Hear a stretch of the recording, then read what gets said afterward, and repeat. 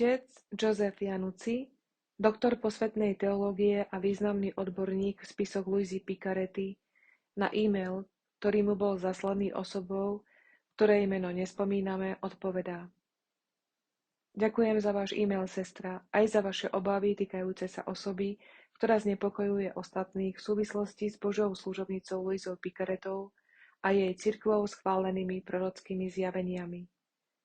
Píšem z Talianska. V rozsahu, v akom si povolanie a povinnosť teológa vyžaduje preskúmať a vysvetľovať náuku viery a chrániť posvätný poklad zjavenia, hlbšie ho skúmať, vysvetľovať, učiť a obhajovať pre službu Božiemu ľudu a pre spásu celého sveta, uvádzam nižšie uvedenú odpoveď.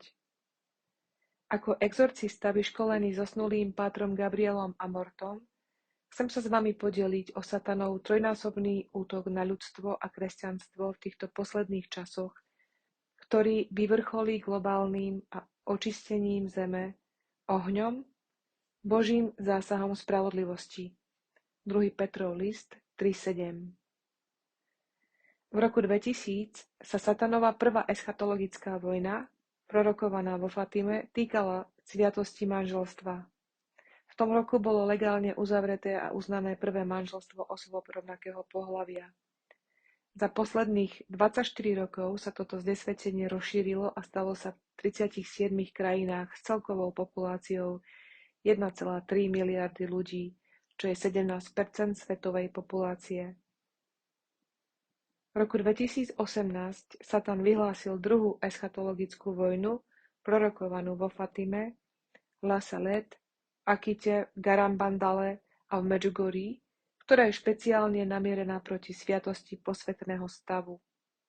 Satan, ktorý sa potuluje po zemi ako revúci lev od čias prvotného hriechu, vie, že jeho čas je krátky pred jeho tisícročným spútaním, blahoslavenou matkou a jej deťmi, ktoré denne používajú zbraň svätého ruženca. Preto sa pred 6 rokmi rozhodol vyhlásiť novú vojnu pastierom cirkví. Táto vojna sa začala materiálnym rozkolom, ktorý sa teraz stal formálnou schizmou medzi hierarchami a laikmi, ktorí sa chopia rovnosti s Bohom. Trhajú a rozdeľujú Kristovo telo. Títo slepí vodcovia, zbavení cirkevnej autority, podnecujú škodlivé blúdy prostredníctvom schizmatického a heretického učenia. Majú radi popredné miesta na hostinách, prvé stolice v synagógach, pozdravy na uliciach a keď ich ľudia oslovujú rabi. Matúš 23:6-7. Obľubujú úžasných internetových sledovateľov, ktorí sú vedení ako mole k plameňu. Ježiš správne hovoril o tejto vážne oklamanej skupine Matúšovi 15:14. Sú slepými vodcami slepých a keď slepý vedie slepého, obaja padnú do jamy. Títo vzdorovití Kainovia s vyprahnutým svedomím pošliapali cnosť svätej poslušnosti.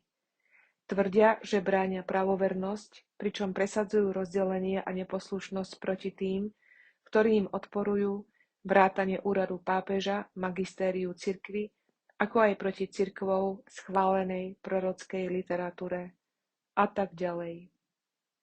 Urobili by ste dobre, keby ste sa týmto šarlatánom vyhýbali ako moru. Je pravdou, že na jednej strane sú verní cirkevní hodnostári a laici, ktorí môžu urobiť výnimku z učenia cirkvi, pričom úprimne vyjadrujú túžbu po väčšej teologickej jasnosti. Toto sú Abelovia cirkví. Na druhej strane sú tu tí, ktorí sa otvorene a nemilosrdne vysmievajú cirkevnej autorite, magistériu, dobre mienenému, no starnúcemu rímskemu pápežovi, napredujúc v satanovom diele, rozsievajúc do rodiny veriacich rozdelenie a rozkol. Toto sú Kainovia cirkví. V najbližších rokoch, v roku 2003, Satan povedie svoj tretí a posledný boj pred blížiacim sa celosvetovým ohňom a tentoraz to bude vojna prorokovaná v knihe Daniela a v zjavení apoštola Jána a v mnohých cirkvou schválených prorockých zjaveniach proti sviatosti Eucharistie. Prečo Eucharistia?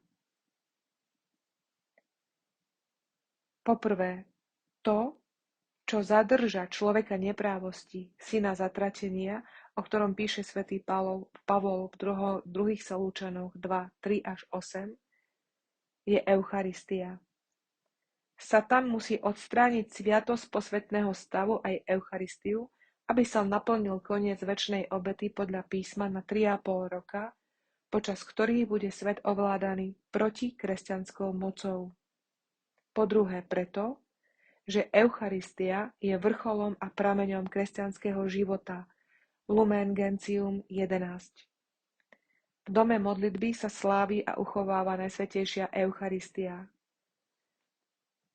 Tam sa zhromažďujú veriaci a nachádzajú pomoc a útechu prostredníctvom uctievania prítomnosti Božieho Syna, nášho Spasiteľa, ktorý sa nám ponúka na obetnom oltári.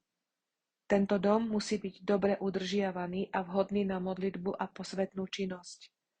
Tam sú kňazi a veriaci povolaní odpovedať s vďačným srdcom na dar toho, ktorý skrze svoje človečenstvo neustále vlieva božský život do údov svojho tela. Ostatné sviatosti, ako aj každá služba cirkvi a každá činnosť apoštolátu sú spojené so svetou Eucharistiou a smerujú k nej. Najsvätejšia Eucharistia totiž obsahuje celé duchovné bohatstvo cirkvi, čiže samého Krista, našu paschu a živý chlieb. Skrze jeho telo máme večný život. Ján 6:53. Oživený a oživujúci Duch Svätý ponúka ľuďom život. Tým sme pozvaní a vedení, aby sme spolu s ním obetovali seba, svoju prácu a všetko stvorené. Presbyterorum Ordinis 5. Dielo nášho vykúpenia je dokonané prostredníctvom jeho eucharistickej obety. Lumen Gentium 3. A tak z liturgie a najmä z Eucharistie ako z prameňa sa do nás vlieva milosť a posvetenie ľudí Kristovi a oslava Boha, ku ktorým smerujú všetky ostatné aktivity cirkvi ako k svojmu cieľu, ktorý sa takto dosiahne najsilnejšie. Veriaci musia mať požadované predpoklady, aby mohli dôstojne prijímať sväté prijímanie. Sacrosanctum Concilium 55. Stručne povedané, osoba, na ktorú ste ma upozornili a ktorá zjavne osočuje Luizu a označuje jej spisy za zlé, prispieva hoci neúmyselne k satanovej vojne proti cirkvi.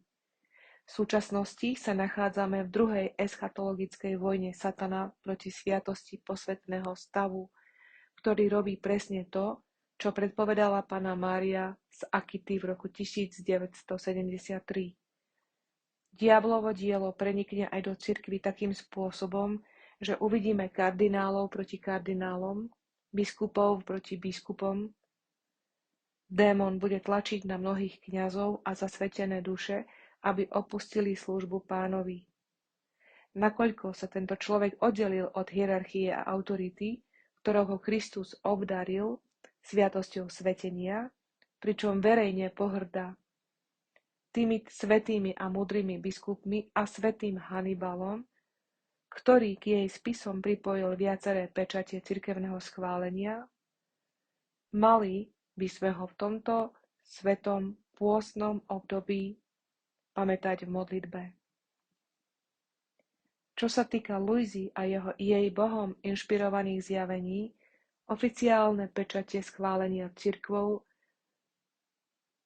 sa nesú na ich vlastnej zásluhe. Nepotrebujú žiadnu obhajovu. Opäť platí, že každý, kto verejne odsudzuje to, čo cirkev oficiálne schválila, je sám, hoci neúmyselne, v spojení so satanom. Zostaňte vždy verní Kristovi a Márii prostredníctvom magistéria a jeho kvalifikovaných teológov, ktorých povolaním a povinnosťou je hovoriť pravdu v láske. Ničoho sa nebojte a buďte pokojí. Ježiš je dôvodom tohto radostného obdobia prípravy na oslavu jeho slávneho víťazstva nad hriechom a smrťou. Kristovi, Jozef Leo Janucci, 1. marec 2024.